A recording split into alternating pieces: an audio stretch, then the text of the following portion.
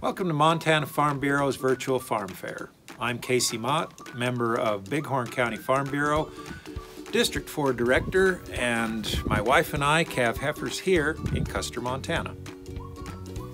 Hey, we call them first calf heifers because they're 2-year-olds who have not had a calf yet. When a cow has a calf, it's usually a pretty simple process. They decide it's about time, they'll go find a place, they'll lay down, they have the calf, they get up, they lick the calf off, they get the calf up, and they'll get him nursing all in about 10 minutes.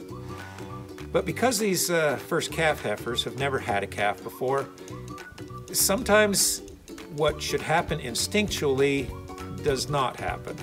Sometimes they'll have trouble having the calf, sometimes they don't quite know how to take care of the calf, and sometimes they're a little nervous about having the calf nurse.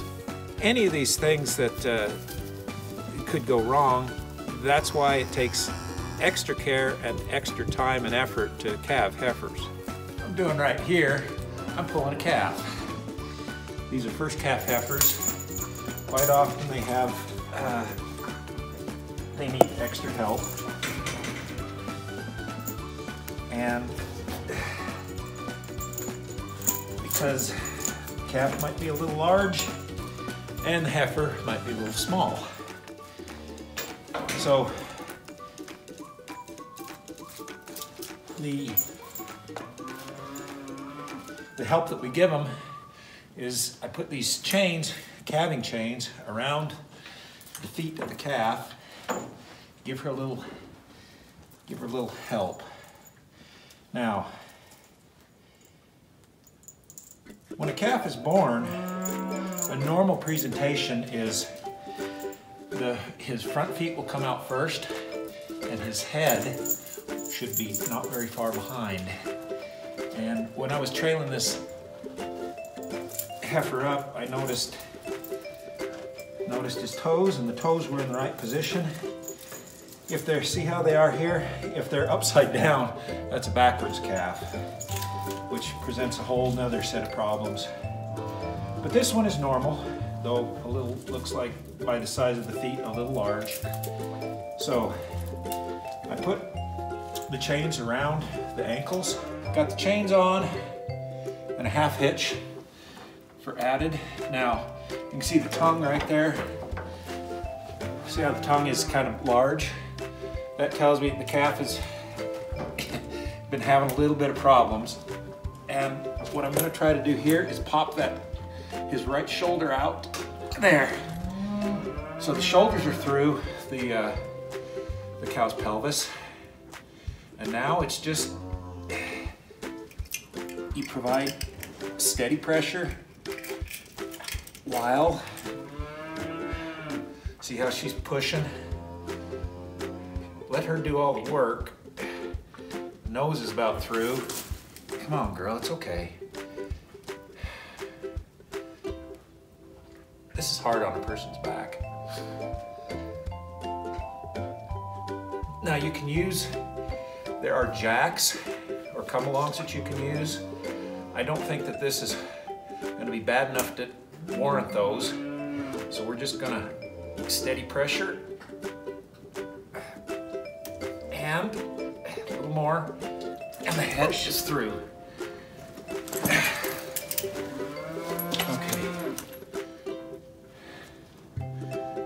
Now,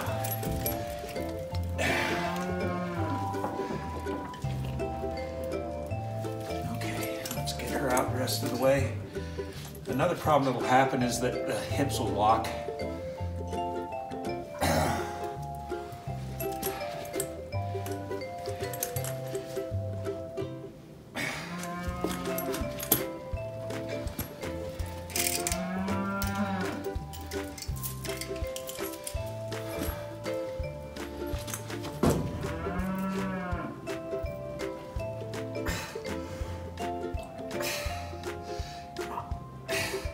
One more, girl. All right. We're on the ground. You hear that? He took one breath. So life is good. We find a bit of straw, and poke him in the nose. So he sneezes. What that does is it helps. It's the involuntary reflex. They sneeze and they take a breath. Okay, these ones that I pull, if I think they're going to have a little trouble breathing, I set them up like a dog sits, like this.